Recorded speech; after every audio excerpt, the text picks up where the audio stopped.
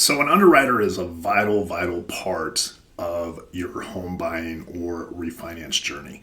So what exactly is an underwriter and what exactly does an underwriter do? So today we're going to explore that and go through what a mortgage underwriter does, what their role is in the process of approving your home loan. Hey everybody, welcome back. I'm Aaron Dehart and thanks again for stopping by. So today we're going to talk all about underwriting, namely what an underwriter is, who they are, what they do, and why they're a very important piece of the puzzle when you're buying a home or going through the refinance process. So an underwriter, the best thing I like to do, if you haven't learned already, is a lot of analogies.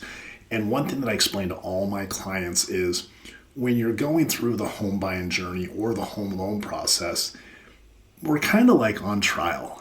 Is a really good analogy to put it. And it's not to scare you, it's just to set some proper expectations and really explain what you go through. So the way I like to explain it is the underwriter's like the judge, and it's our job to work together, me as your loan officer, to put together a file or build a case to where we have enough evidence that we can convince the underwriter that you're innocent, you're not going to have any issues repaying that loan whatsoever. So here's how we do that. We get proper documentation. So obviously your cash, how much is needed for your down payment? If you require a down payment, do we have reserves in the bank? Meaning how many months of reserves do we have in the bank for principal, interest, taxes, and insurance payments that might be required for that particular loan program. Credit, what does your overall credit look like? Have we had some hiccups in the past? Do we need to explain those? Income, what is your overall income is? How much money do you make per month that we use for qualifying you? Now remember, we're allowed to use your gross qualifying income. So before any taxes or any contributions or anything like that are taken out, that's what we're allowed to use. Job stability. Do you have stable job, stable employment? Are we able to back that up with documentation? And then finally, the property itself. I always tell everybody all those four things can be great, but if the property is not worth what it's worth that you're buying it for, or when it rains, you have to move a bucket around to catch water, it's going to have a difficult time being collateral on that. So let's step into and go into exactly what an underwriter does. So like I said at the beginning of the video, an underwriter is like the judge, and it's our job to convince them. So an underwriter is going to review your file. They're going to review all your documents and make sure that they are in line with whatever the guideline requirements are for that particular loan program. So for example, if we're looking at your cash or how much money you're putting from a down payment, where are those funds coming from? If it's money that you've just had in a savings account, we're going to look at your last 2 months of bank statements. Why does the underwriter want to look at the last 2 months of bank statements?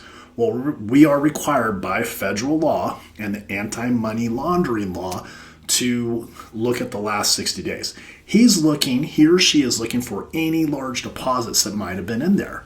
If there is a large deposit, we need to be able to source it, meaning we have to prove where it came from and show where it came from. So he's going to review the cash for your down payment or reserve requirements.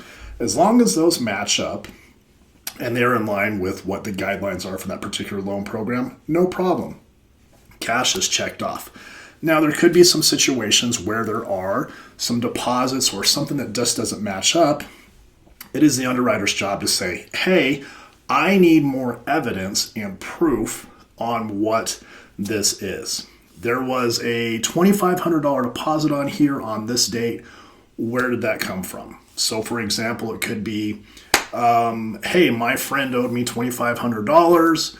He's paying me back. That's what that deposit is. It's a letter of explanation. Now, we may or may not be able to use that if we have enough funds already required for the down payment and closing costs, whatever it is that we're using that cash for.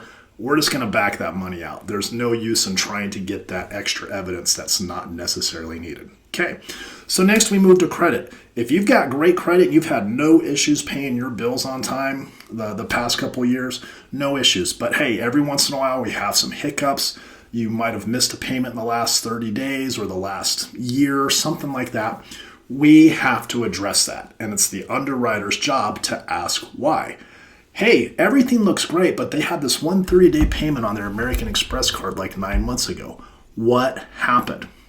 You and I have to work together to explain to the underwriter, here's what happened, and here's why it's never going to happen again. And we do that, again, with evidence and writing a letter of explanation. It could be something as simple as, you know what, I was in a hurry. We were going on a family vacation to Mexico, and I just forgot to pay it. When I got back, I realized it was late, paid it right away. Here's how it's never going to happen again. I've since set up my payments for automatic payments, so that's never an issue again. So now we move on to income. Is our income in line?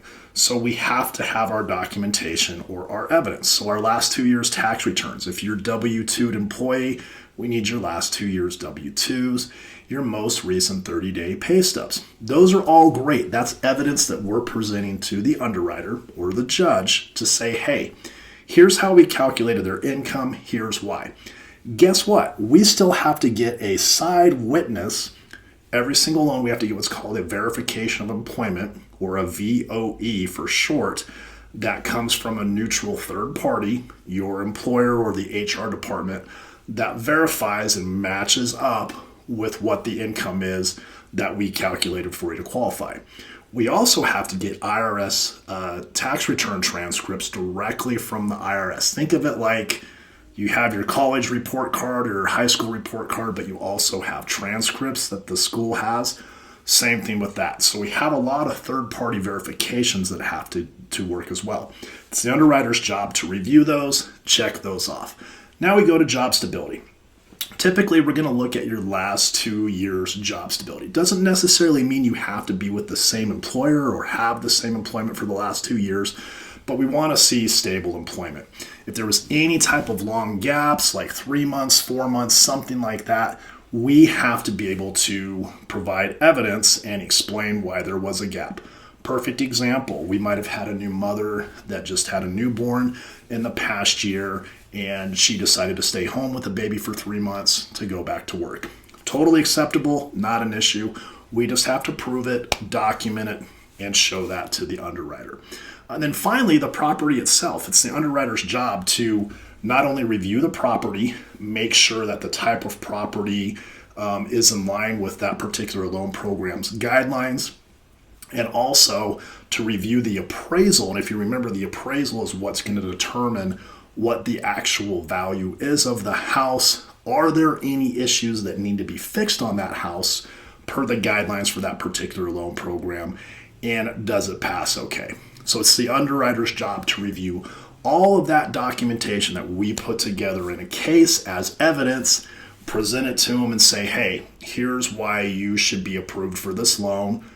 Their cash meets this, their credit meets this, their income meets this, their job stability meets this. And finally, here's the collateral against the loan. This house is worth this much by proof of the appraisal. So after the underwriter reviews all that, a couple of things are going to happen. Typically, they're going to issue what's called a conditional loan approval. Nothing to be alarmed about, guys. It happens literally on every single loan, like 99.9% of the time.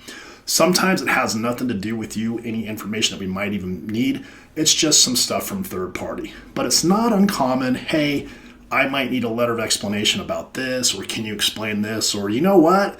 The pay stub that we have in the file, they just got paid this Friday. We need an updated pay stub. Those things are all completely normal with that. So that's why it's very important when you do get approved for your home loan, you don't change anything. If you change something, it's going to require us to get more evidence and more explanations. So if you remember, the two biggest things I tell everybody are, one, don't quit your job, because literally right before they push the button to fund your loan, someone in our funding department will pick up the phone and they call and actually do a verbal verification of employment. The second one is, do not buy anything new. I don't care if RC Willey is having this great sale and you get all this new furniture. You can get the furniture after you get the keys, because they will check your credit one more final time just to make sure nothing new has popped up that could impact your overall debt to income ratio. So that's what an underwriter does. Guys, as always, thanks for watching. Do me a favor, if you found this video helpful, smash that like button. Make sure to subscribe so you can be notified when we come out with new information for you. And happy house hunting. Talk to you soon.